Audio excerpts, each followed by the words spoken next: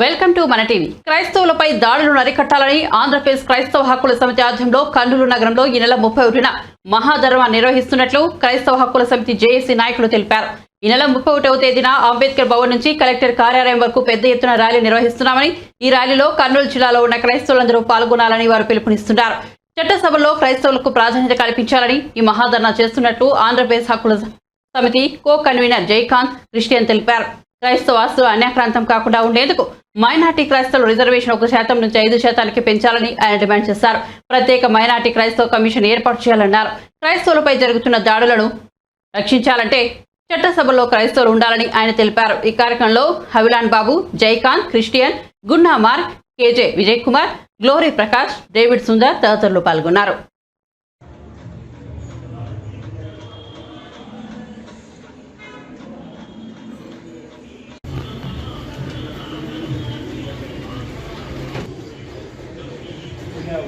ఆంధ్రప్రదేశ్ క్రైస్తవ హక్కుల సమితి 31వ తేదీ ఉదయము 10 గంటల నుండి కర్నూలు నగరము మనము వెళ్ళి మరి అక్కడ ధర్నా నిర్వహించి కలెక్టర్ గారికి ప్రభుత్వమునకు క్రైస్తవ హక్కుల పదరము నుండి కూడా ప్రతి క్రైస్తవ సంఘం నుండి యువకులు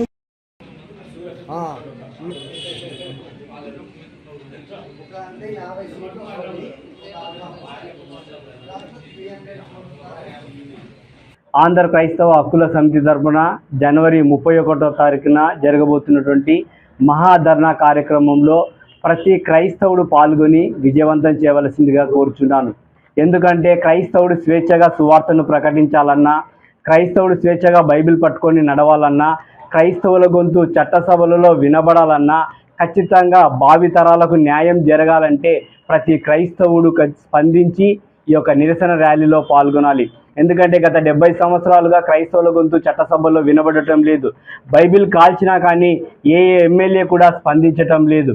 కాబట్టి మన నిరసనను మనము తెలియజేసి మన భావి తరాలను మనం కాపాడడం కోసం ఈ నిరసన ర్యాలీలో క్రైస్తవులనే ప్రతి ఒక్కడు, క్రైస్తవుడిని ప్రాక్టీస్ చేస్తున్న ప్రతి క్రైస్తవుడు పాల్గొని మన నిరసన తెలియజేసి పార్టీలకు అతీతంగా, రాజకీయ పార్టీలకు అతీతంగా అందరూ కూడా ఈ యొక్క కార్యక్రమంలో పాల్గొని విజయవంతం చేయాలని కోరుకుంటున్నాం. అంతేకాకుండా క్రైస్తవులకు ఉన్నటువంటి రిజర్వేషన్ శాతం పెంచాలని ప్రతి క్రైస్తవుడు పాల్గొనాల్సిందిగా కోరుచున్నాం. ప్రతి గ్రామంలో, ప్రతి జిల్లాలో ఈ యొక్క సమాధులతో చాలా ఇబ్బందికరమైన పరిస్థితులు ఎత్తుతున్నాయి. ఆ సమాధులతో మనకు కావాలంటే ఖచ్చితంగా మనం నిరసన ర్యాలీలో పాల్గొనాలి. అంతేకాకుండా క్రైస్తవులకు ప్రత్యేక మైనార్టీ కమిషన్ ఏర్పాటు చేయాలని కూడా మేము డిమాండ్ చేస్తున్నాం. కాబట్టి మనకు మైనార్టీ కమిషన్ రావాలి అంటే మనం ఖచ్చితంగా నిరసన ర్యాలీలో పాల్గొనాలి. అంతేకాకుండా ప్రతి జిల్లాలో మైనార్టీ కార్పొరేషన్లో కనీసం ఒక్క క్రైస్తవుడు కూడా లేదు. కాబట్టి ప్రతి జిల్లా మైనార్టీ కార్పొరేషన్లో క్రైస్తవులను నియమించలాగున మనం ఈ నిరసన ర్యాలీలో పాల్గొనాలి. అంతేకాకుండా మన క్రైస్తవ ఆస్తులు అన్యాక్రాంతం అవుతున్నాయి. ఈ క్రైస్తవ ఆస్తులు రక్షించుకోవాలంటే ఖచ్చితంగా మనము మన నిరసన ర్యాలీలో పాల్గొనాలి.